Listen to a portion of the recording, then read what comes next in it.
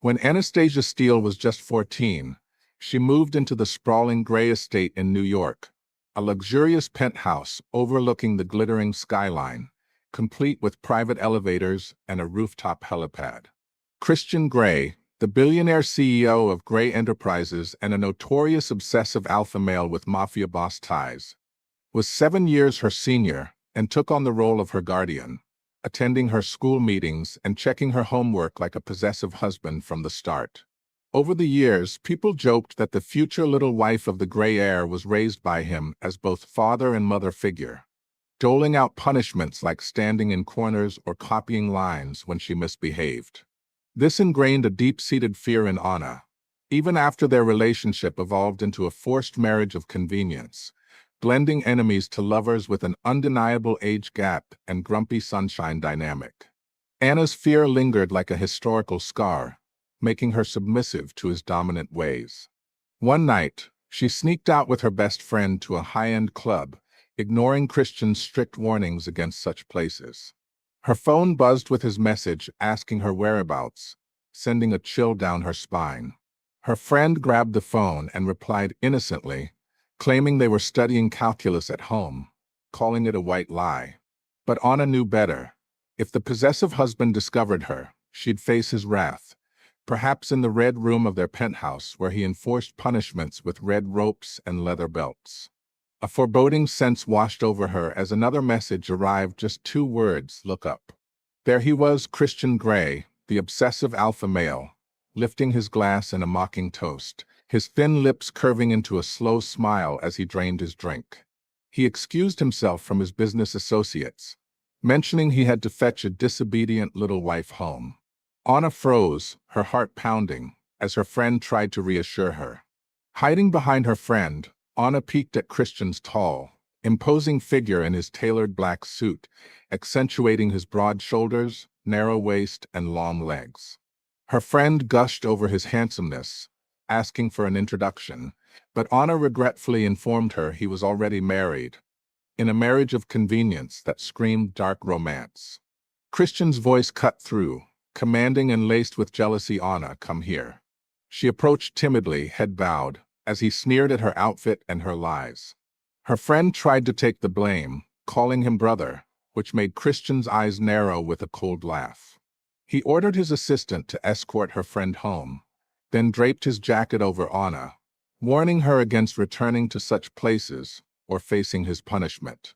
He scooped her up effortlessly when she stumbled, carrying her out like she was his to ruin, his possessive grip firm. In the club below, observers whispered about the scene, noting she was now his wife, fresh out of her teens, in this age-gap union. Christian, the grumpy sunshine billionaire CEO, was known as a smiling tiger, handsome and polished on the outside, ruthless underneath. Outside, a sleek black Maybach waited, its luxury interior enveloping them as he placed her in the back seat and slid in close, ordering the driver home. Anna fidgeted, awaiting his interrogation in the tense silence of their luxury lifestyle. He cleared his throat, softening slightly, asking if she knew her mistake. She admitted to the club visit and the lie, but he pressed further, reminding her of their marriage certificate from the month before, on the day after her birthday. They were husband and wife, he her possessive husband. She agreed, pondering how to confess to her friend without embarrassment, given their peers weren't married yet. Christian, ever the dominant, insisted she clarify, then explained his protectiveness stemmed from a past incident, all for her good. If she wanted to go out, he'd escort her himself in his private jet or yacht. He adjusted his jacket over her exposed skin, swallowing hard at the sight of her soft form, his obsessive alpha male instincts flaring. The car wound through Manhattan to their exclusive villa enclave, where he handed his coat to the staff and reminded her of her usual punishment for errors standing in the corner. Glancing at her 10-centimeter heels, she asked to change shoes, but he refused, making her wear them as a lesson, though he never intended to let her suffer long. She complied reluctantly, pasting herself against the wall in the opulent living room with its Cartier chandeliers and Van Cleef accents. The housekeeper noticed and sympathized, offering to fetch flat shoes, But Anna insisted on Christian cooking for her, fearing interference. He smiled, taking over the kitchen in his penthouse-style setup, preparing a gourmet ramen while the housekeeper retired. Secretly, he planned to relent on the shoes, just to scare his little wife. She stood straighter when warned not to slack, and the housekeeper swapped her heels for slippers, chuckling at Anna's enduring fear of the man employees called the Skinner for his tough business tactics. Christian called her to the kitchen edge, reducing her punishment time as a concession. Their eyes met, her cheeks flushing as she avoided his gaze, touching her nose shyly. She mentioned her low blood sugar needing chocolate, which he shared, biting half and feeding her the other, his dominant touch lingering. The meal ready, she regretted speaking out of turn but washed up quickly. At the table in their New York top-floor apartment vibe, her short black dress rode up, exposing her long legs, making her self-conscious under his gaze. She tugged at it futilely while eating, and he teased about her fidgeting, like thorns on her seat. Admitting the skirt's shortness, she vowed not to wear it again, except at home, per his jealous decree. His eyes darkened with possession. The dress hugged her curves, her slim waist a temptation he wouldn't share.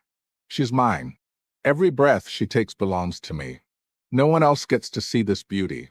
He inquired about school, and she asked about working at Gray Enterprises post-graduation without grad school. He agreed, but only if she passed the rigorous hiring, though backdoor entry was possible if she pleased him. Leaning closer, she asked how, earning a tap on her head, figure it out. After dinner, she cleaned up and joined him downstairs for TV in their lavish media room. She sat beside him on the couch, a fist's distance away, but he pulled her into his lap dominantly, reminding her they were married. Intimacy was normal. She stiffened, unaccustomed to this shift from brother to husband, despite their arranged betrothal. He ruffled her hair, urging patience. Blushing, she buried her face as the screen played a steamy American drama, bolder than local shows, perhaps to awaken her. Relaxing, she explored curiously, poking his abs playfully, sneaking glances. Caught, she grinned sheepishly, marveling at his muscles. He lifted his shirt, revealing 8-pack abs, inviting her touch. She prodded, calling them hard. He turned away, chuckling at unspoken thoughts. Her fingers ignited sparks, testing his control. He wanted to claim her fully, but restrained himself, gripping her hand to stop. Asking if he was happy now for her job favor, he lied no, deflating her. The movie intensified, stirring him, especially with his long-held desire for her in this dark romance. But glancing down, he found her asleep. Recalling a prior accidental lip brush, his eyes traced her face tenderly. Next morning, the alarm woke her to memories of the night his carry from the club, lap-sitting, abs touching. Their 20-year bond had never been so intimate. It felt strange yet intriguing, not repulsive. A knock, housekeeper with breakfast. Anna yawned sleepily. Christian's voice startled her upright. He draped an arm over her shoulder, asking if she'd figured out pleasing him. Groggy, she hadn't. He suggested, mimicking her housekeeper greeting. Reluctantly, she rubbed her face against him good morning. Satisfied, he left, instructing nourishing soups for her. No afternoon classes, but a big one later. He'd pick her up for the family estate. The driver chauffeured her to school in a Maybach, where her friend waited, teasing about unread messages and possible mischief. Anna explained the corner punishment, her friend shocked at Christian's strictness despite her age. Then, confessing the marriage the brother from the club was her husband, with the month prior in a forced marriage setup, wedding-pending parents returned from abroad. Her friend screamed, drawing class attention, then fidgeted through lecture, demanding details over milk tea and lunch. Anna bought rice noodles secretly, Christian forbade junk, while her friend got beef rice. Over food, Anna detailed their dollhouse betrothal from Mom's friendship. Grandpas were war buddies founding Gray Enterprises. After one's death, her family retained shares but exited management. Neighbors, her busy parents left her with Grays. Christian's mom treated her as daughter. Post-adulthood, her parents abroad as borderless doctors, she fully moved in. Christian, 7 years older, disciplined her strictly, fostering fear mixed with awe. Did she like him? Unsure, but everyone said she'd marry him. Plus, he was handsome. Her friend called it romantic, dubbing her insightful despite sweet and naive label. As only child, friend played big sister, 2 months older. Post-meal, friend gifted a condom pack as wedding present, shocking Anna red-faced. Friend teased about intimacy. Anna admitted none yet, friend joking about his issue. A cough at the door, Christian. Friend fled, calling him husband. Awkward silence. He asked if she'd eaten, rice noodles head down. Suggesting a maid for lunches, she declined, citing small apartment space.